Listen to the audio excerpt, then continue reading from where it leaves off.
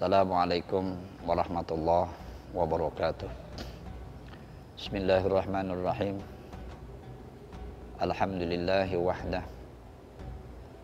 Wassalatu wassalamu ala rasulillah Muhammad ibn Abdillah wa ala alihi wa ashabihi wa mawalah. La hawla wa la quwwata illa billah, amma ba'd.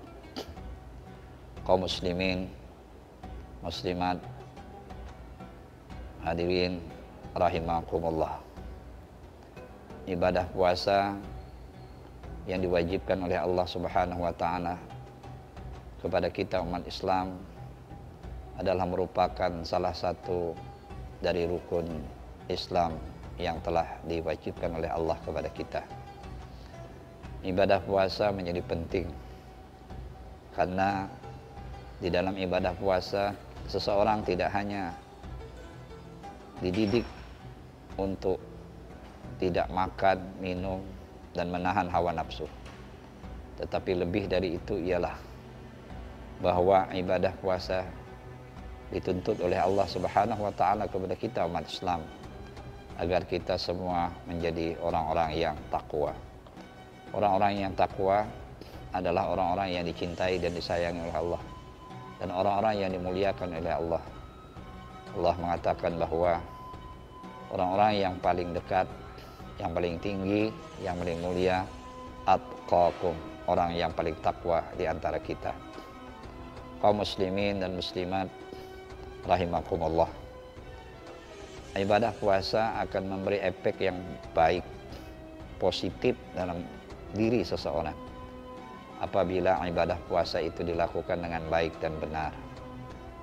Ibadah puasa yang disampaikan oleh Imam Al-Ghazali rahimahullah bukanlah ibadah orang yang kelas awam yang hanya sekedar menahan lapar dan dahaga, tetapi mereka tidak mampu menjaga anggota tubuhnya dan menjaga hatinya dari kebaikan-kebaikan.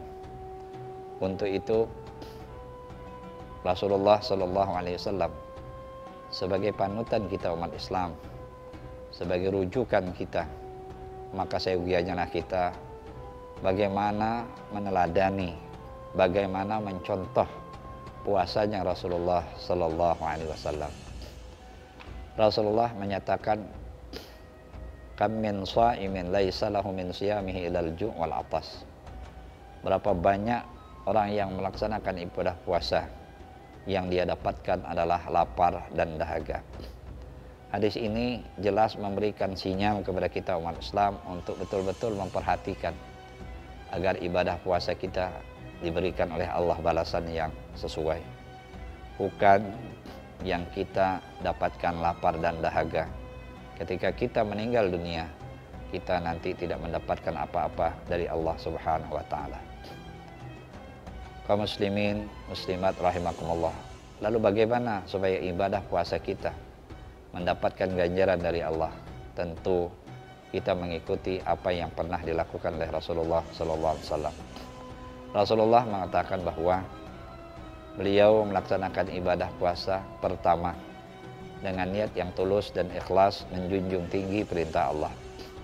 Rasulullah SAW berpuasa bukan sekedar untuk menahan lapar dan dahaganya, bukan puasanya orang yang balas dendam siang dalam keadaan lapar dan haus, tapi ketika telah berbuka puasa mereka memenuhkan perutnya dengan makan dan minum sehingga tidak lagi dapat melaksanakan rangkaian ibadah pada malam harinya. Rasulullah menyatakan, janganlah engkau penuhkan perutmu dengan makan dan minum, karena memenuhkan itu adalah seburuk-buruk tempat. Ini adalah sinyal yang dilakukan oleh Rasulullah kepada kita yang melaksanakan puasa, bahwa kita berbuka pun dengan makanan yang sekedarnya untuk memperkuat tubuh atau jasmani kita sehingga kita dapat beraktivitas. Lalu bagaimana kemudian Rasulullah mencontohkan yang lainnya? Rasulullah juga menjaga pandangan matanya, ghaddul basar. Beliau tidak mau keluar rumah atau tidak mau berjalan ke tempat-tempat yang mengundang untuk memandang dengan mata sehingga melihat hal-hal yang diharamkan oleh Allah.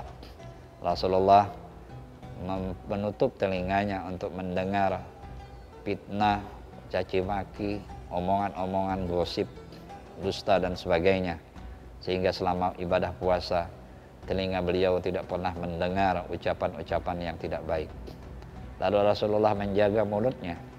Lalu beliau mengatakan bahwa dia diisi mulutnya dengan membaca Al-Quran, diisi mulutnya dengan bertasbih, diisi mulutnya dengan ucapan hamdalah.